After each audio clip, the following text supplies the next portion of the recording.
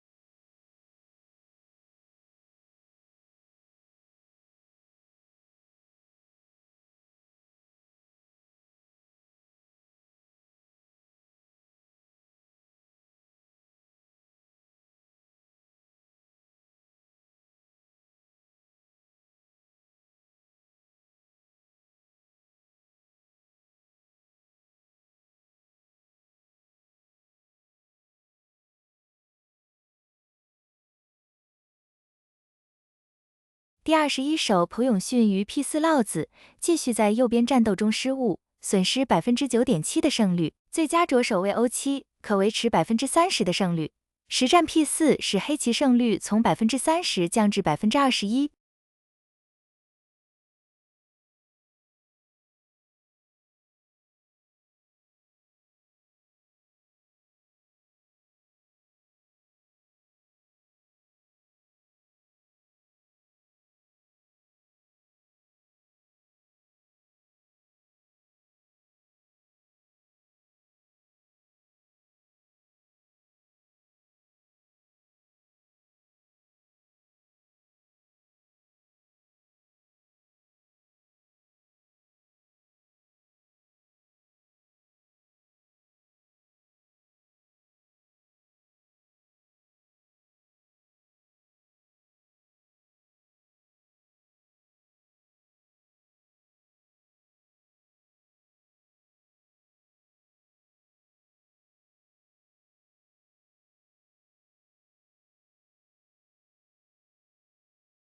第22手谭笑于 S9 应对，在优势下出现 14.8% 的失误，给了黑棋喘息机会。最佳着手为 Q5， 可维持 80% 的胜率。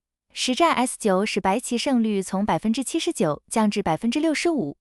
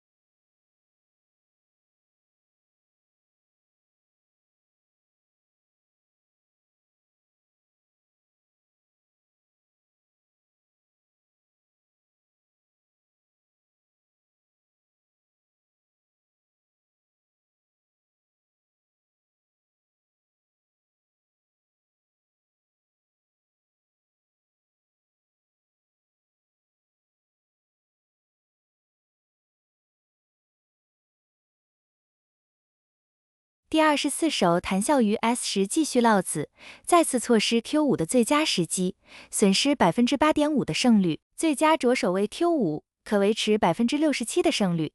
实战 S10使白棋胜率从66%降至59%。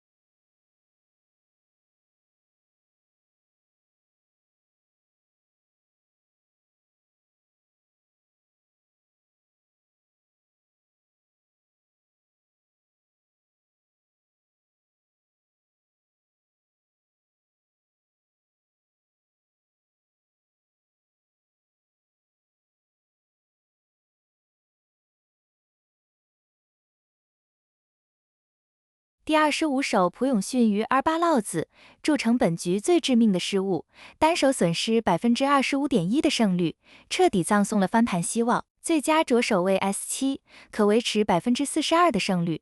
实战 R8使黑棋胜率从41%暴跌至17%，这是全局最大的转折点。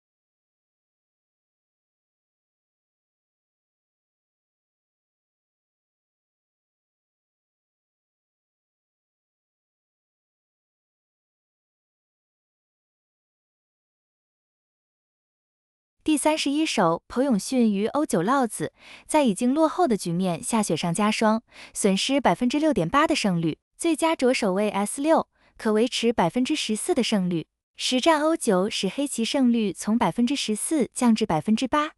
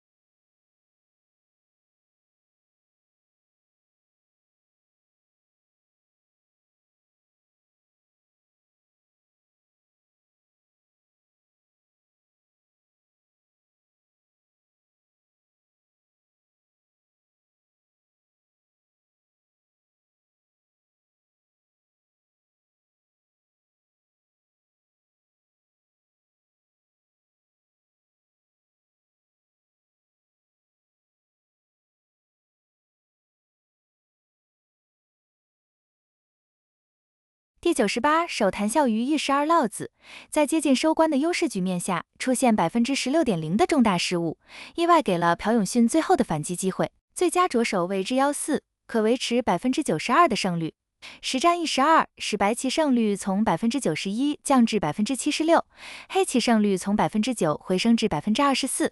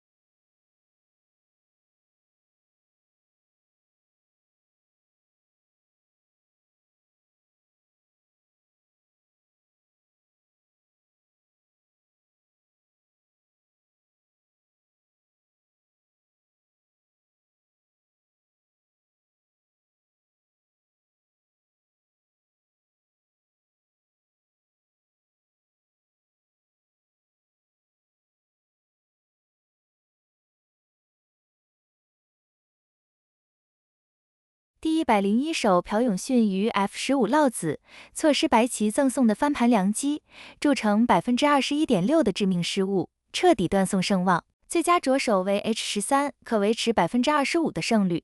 实战 F15使黑棋胜率从24%暴跌至3%，比赛至此已无悬念。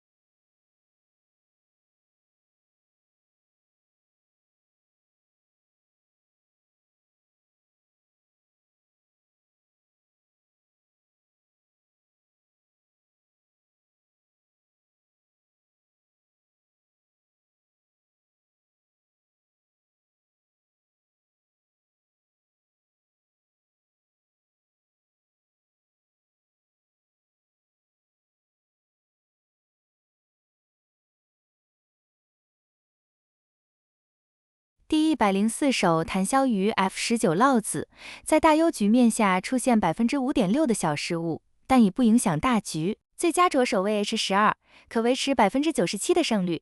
实战 F19使白棋胜率从97%降至92%。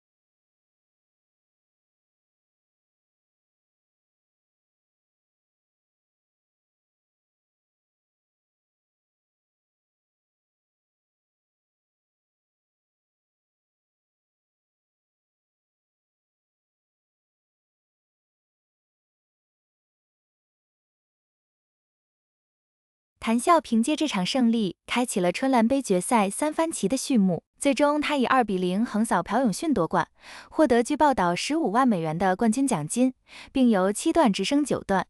这是中国围棋规则中世界冠军自动晋升最高段位的荣誉，这也是他职业生涯首个世界个人冠军头衔。AI 时代的新王者诞生，朴永训在第184手首子认负。回顾全局，胜负的天平在第19至31手的右边复杂战斗中便已倾斜。朴永训在这片 AI 时代先行定势尚未完善的战场上连续失误，尤其是第25手 R8 的 25.1%， 巨大损失，使其胜率从超过 40% 骤降至不足 20%。尽管第98手谭笑的E12失误曾短暂给予黑棋 24% 的胜率，但朴永训未能把握这最后的机会。第101手 F15 的 21.6% 失误彻底终结了悬念。谭笑全场展现了与 AlphaGo 对弈后习得的 AI 级别判断力，以稳健的收官将优势转化为胜利。这场比赛深刻反映了2017年 AI 革命对职业围棋的冲击，传统定势在新型布局面前捉襟见肘，而那些能够理解并运用 AI 思维的棋手正在崛起。